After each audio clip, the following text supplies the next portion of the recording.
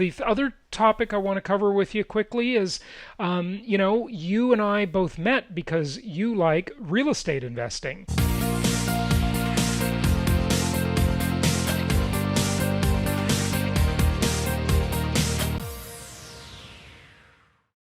And just thought I'd get your thoughts on where we are now, where we're going. I have 2 months ago, and the time frame we're in is pandemic era, folks. So just if you listen to this podcast much later, so you have a point of reference.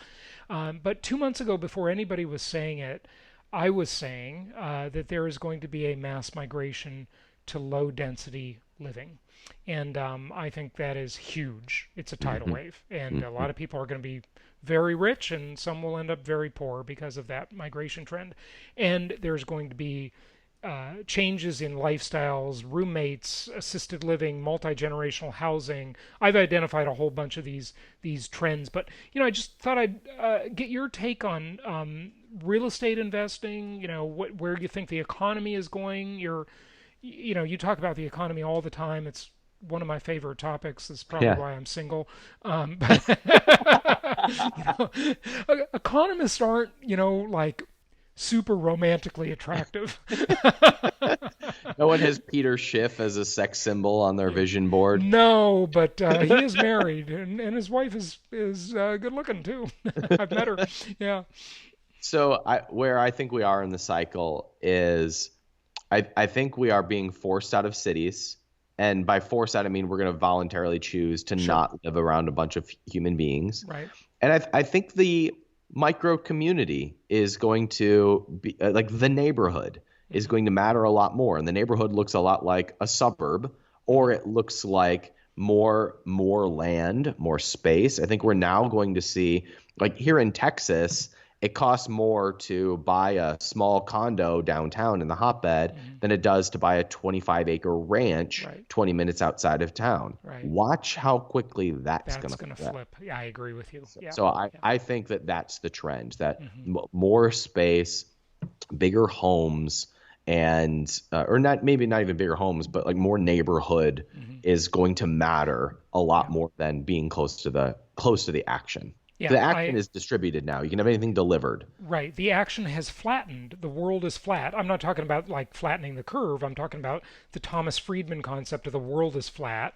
Now the action is flattening because everybody is now finally adopted teleconferencing, video meetings, all that kind of stuff. And it's really great, which actually, we'll get to your book tour in just a moment, but so I think you're right about that. What about the economy in general, though? For investors, I've sort of likened it to this dichotomy. One part is I think we're going to wake up to a much smaller economy. I am not positive on the economy. I'm negative. I'm bearish. Okay. I think the economy is going to get smaller. I think people are going to look toward a simpler life. And the economy is going to shrink. That's just my opinion. I could be wrong. But on the other side of that, you can make money investing if you're investing with the trend. Right. And one of them we talked about is the trend from, high to lower density. And there are many others. But, your thoughts on the economy in general? Well, I don't think we're going back. I think there's like this demand or this desire to go back to normal, whatever that means. Yeah, right. And I don't think we're going back. I do think we're going forward. And I think forward is going to be better than the past. In terms of the size of the economy, I think long term, it's going to be larger. But there's going to be this adjustment period where we are really folding forward the things that we like into the future. For example, this shocked me. My gym opened this week, and I don't really want to go. Yeah, right. I would rather work out in my home gym, and I would rather like deck that out so it's awesome. You're right. Yeah. So my spending is actually going to be, I'm going to spend more on a home gym than I am on going to the gym. But that has other repercussions. Like that means a lot of gyms are going to suffer a lot. But that attention is now going to flow to any company that is providing home gyms Hmm. for people like you and me. Yeah. And So so, you need an extra room for your home gym now. yeah, You need extra yes, space. You need an suburbia. extra room for your home office. And if there's a couple with two kids, that's four people. And if the kids are studying at home now, they're not going to school, and both members of the couple are working at home, you now need four home offices. So I think the homes are going to get bigger, certainly than the condo in New York City or the condo in Yes. downtown Austin, and so there is going to be more demand for space. And the home is the center of the universe. In the '90s, Ryan, you were way too young, and you're always teasing me about how old am I, right? But in the '90s, there was this futurist who was really popular back then, Faith Popcorn, and she wrote about this concept called cocooning. Okay, it was like a key buzzword back then, and the big thing moving us toward cocooning, meaning staying at home, was here was the technology. You ready for this? Home theater systems. Home theater systems. Why do people need to go to the movies? Why do they need to go to a Broadway play? We've got these big screen TVs now that we didn't used to have, and these great sound systems. So you can just enjoy all this at home, and you can cocoon. And now we've got the internet, the home office, the home gym, everything, right? But yeah, I think we're talking about the businesses. I think people that sell products for the home, whether they be home gym, and we saw what happened right after this. All the home gym equipment just sold out, right? Yes. But anything that is for the home is the center of the universe now, right?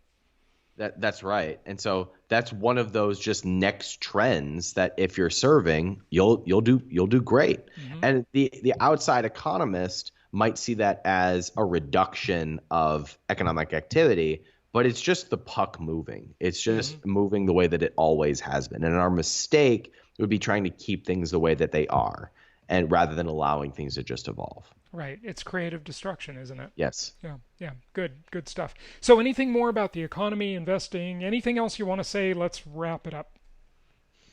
I think that we might see an accelerated rate of old established businesses going under.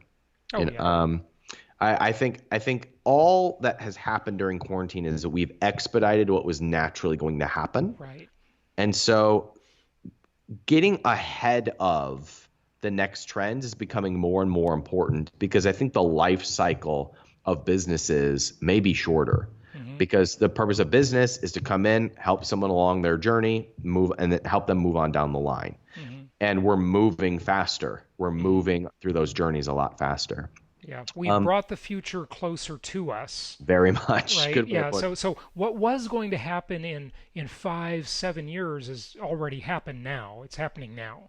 The Yes. adoption of teleconferencing, which this technology is not new. It's been around for 15, 20 years easily.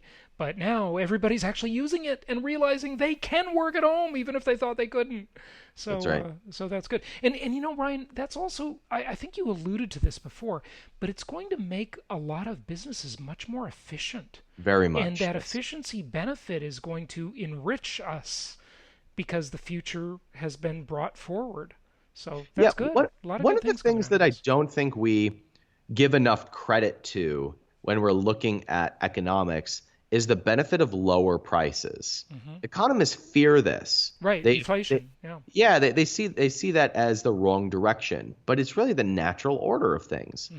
So, for example, had we not intervened at all with any stimulus plan in this pandemic, then you would have had a natural downward pressure on everything. Prices would have come through the floor, and we do see that, and so we see it at the gas pump, for Yeah. example, right? But we would have seen it in wages, which people would decry, but standard of livings would actually go up Right. because things would be so cheap. Housing prices would come down, stocks would come down, prices, everything would come way down. But we've been inflating our way through it Right. to keep prices at a certain level. I don't think we give enough credit to the benefit of lower prices, which is what stimulates demand and allows us to go after the things and the goods and services that we want faster. So a lot of your students use Chinese manufacturers, and that supply chain has been disrupted, obviously. Mhm. And now, even though the supply chain is coming back online, there's been some demand destruction, there's been some supply destruction, and that's supply demand shock, is what that's called. But a lot of people are looking to bring to onshore those supply chains Hmm. and diversify them at least. They're some of it's moving to Africa or other low cost places, but some of it's moving back to the U.S. Is that going to cause inflation, or will increased efficiencies offset that? I mean, I don't think productivity increases inflation. I think government policy increases inflation. Monetary, So, then. yeah, right. Yeah. I mean, we say Federal Reserve is independent of the government. It's really the fourth branch of government, right? Hmm. So Yeah. I Right. consider I consider Federal Reserve a branch of government. It's Sure. government policy in Yeah. my mind.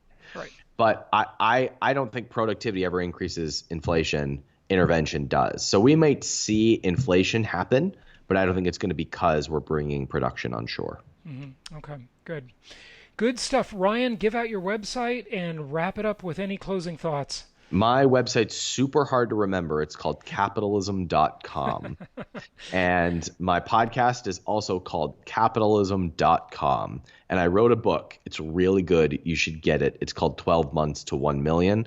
It's how to pick a winning product, build a real business, and become a seven-figure entrepreneur. Fantastic. That's great. I think the only person who can't remember the title of your website is Bernie Sanders. I thought you were going to say Joe Biden, Yeah, but well, Joe Biden can't remember anything. But oh well. When I go to the capital, you know the website. That was Joe Biden.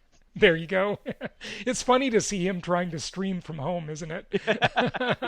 It's pretty hilarious. Pretty Wonderful hat hilarious. for the guy. Yeah, yeah, I do too. Well, good stuff. Ryan Moran, thanks so much for joining us. It's been awesome talking to you, as It's always. always a blast hanging out with you. Thanks so much for having me.